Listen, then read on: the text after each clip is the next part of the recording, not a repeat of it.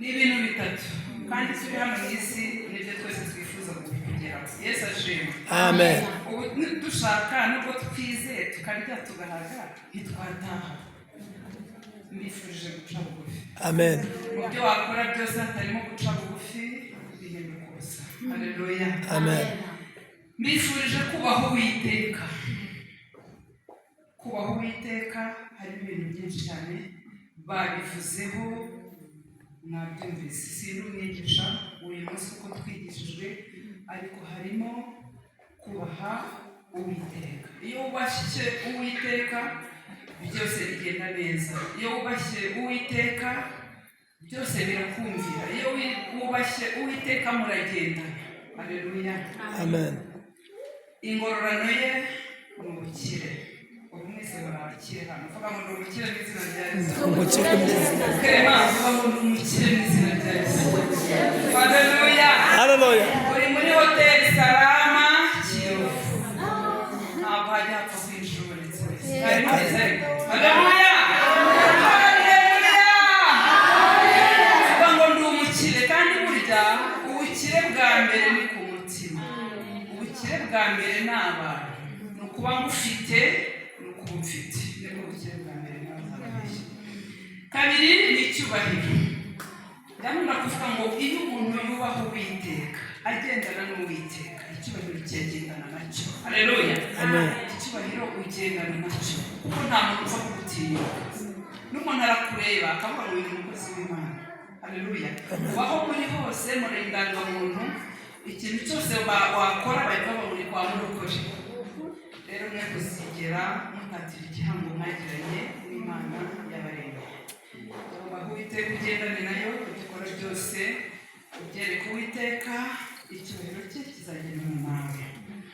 Hanyuma ubugingo. Twese hano muri iyi si turabasiganirwa, turamaranira ubugingo buhoraho. Hariya hantu mu bugingo buhoraho hari ukuntu muba mutasobanukiwe.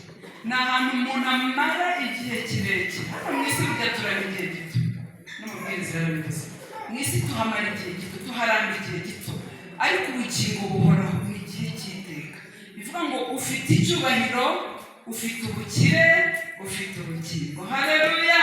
Amen. Ndi umukire, ndi umunyacyubahiro, ndi umunyabugingo. Wakabaye bamaze kwiyaturaho ibyo bintu uko bivuze. Amagambo make rero ndabashimiye. Amen. Mwese muri hano kubw'imbaraga zanyu, mwese muri hano kubw'imbaraga z'Imana, mwese muri hano kubw'ubwitange bw'Imana. Ibigwi bya World Revival byavuzwe, tuzakomeza tunarigarukeho. Ntugatinye kuvuga World Revival, ntugatinye kuvuga ko uri umwe mu ba World Revival. Ahubwo ntawe ari wowe cyangwa njye dutukisha izina ry'Imana turi mu muryango wa World Revival.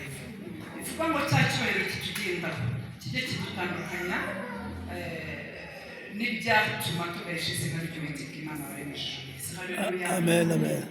Kandi mu buhamya bwanyu bwa buri munsi nk'uko Krema yadusabye, tuzarushaho kugera kure nidukomeza gushyira hamwe. Haleluya.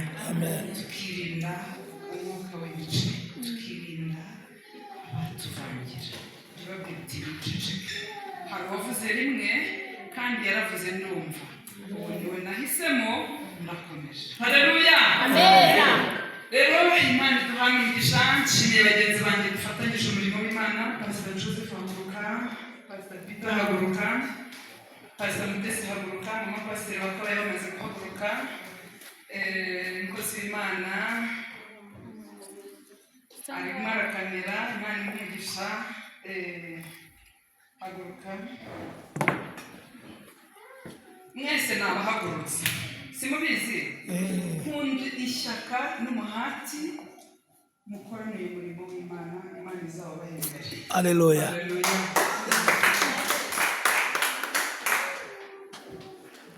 Nkunda ibikorwa byanyu, inama zanyu, ibitekerezo byanyu. Nawe ntahagurukije, ntiwiyumvemo ko ntashatse kuvuga gukora. Muri abakozi rwose. Inosa we, mbese Mana we, Inosa hangana n'abahaguruka MC wacu rwose n'abahaguruka Theodore we yamaze kugenda ariko inosa kwitanga kwe ariko no mu yindi mirimo Imana imugisha. Joel sinzi ahantu yatemberereye ariko Imana imugisha.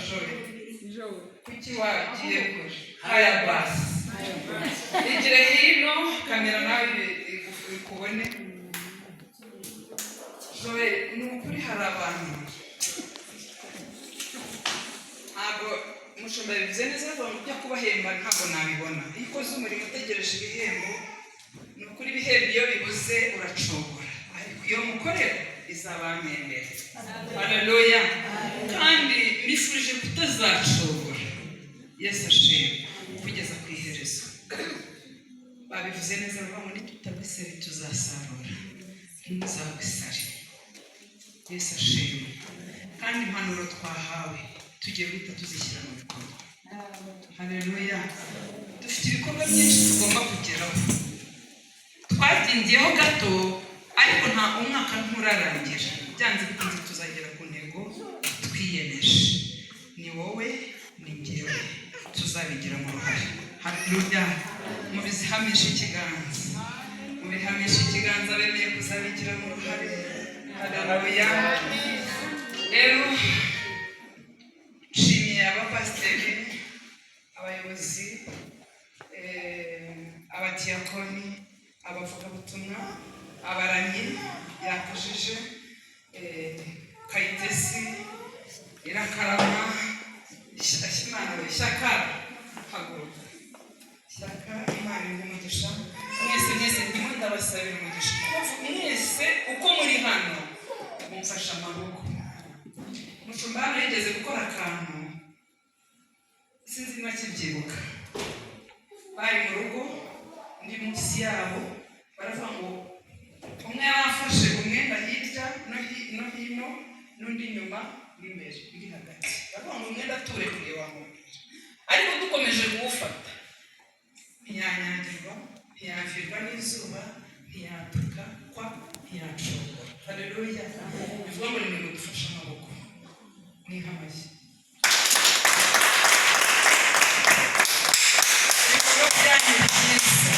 Ibikorwa byanyu byiza Imana irabishyigikira.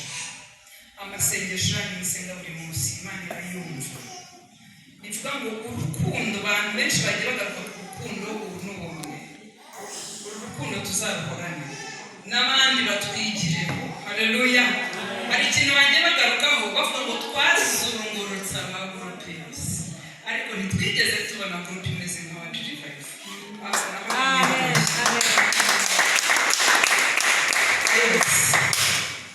Mongere mbe mwicariye nimba kinera n'ubundi ndabagusa Imana bamugisha. Rero iyo mushumba yabivuzeho neza aravuga ati iyo aza kuba ari wenyine ahari igicaniro kiba cyarasenyutse. Iyo aza kuba ari wenyine ntaho tuba tugeze ariko kubera amaboko ya buri wese ugera ku murimo akumva arashaka gukora. Ubumwe gutabarana, ubumwe gufashanya, ubumwe gutanga izo za mituweli, ibintu byinshi bitandukanye nibyo bituma twahuriye hamwe. Ibikorwa byanyu byiza ni ibyo gushimwa sinagira ngo mbirondore ariko Imana idakiranirwa ngo yibagirwe imirimo izabibaha imbere none n'iteka ryose.